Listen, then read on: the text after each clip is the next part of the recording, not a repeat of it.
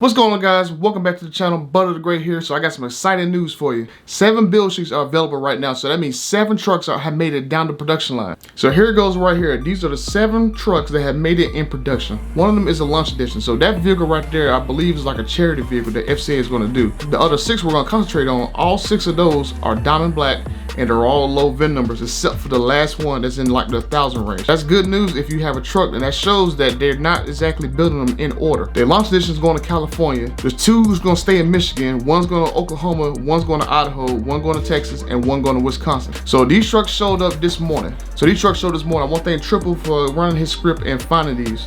So what does this mean for everybody else? If they can make 5 to 6 a day, we should see about 70 trucks before January. Now, if you look at this post right here, this is the schedule for the plant. The last mandatory day of production is the 23rd, so that's 2 days before Christmas. And then they're coming back the 28th to 29th and 30th. And the first full day of production is January 4th, so they're probably gonna take the weekend of the New Year's off and then come back the 4th and go back to full production. So I'm gonna keep you guys updated. So I'll make another video 1 week from today to see how many trucks have went out in a week. And then I'll make another video around the 30th, which is gonna be the last day of production until they shut down for New Year's, to keep you guys updated on how many trucks goes out. So like, comment, subscribe, stay tuned, and hopefully you get your truck, I get my truck, and we can all be happy. So Merry Christmas, and until then, I'm out.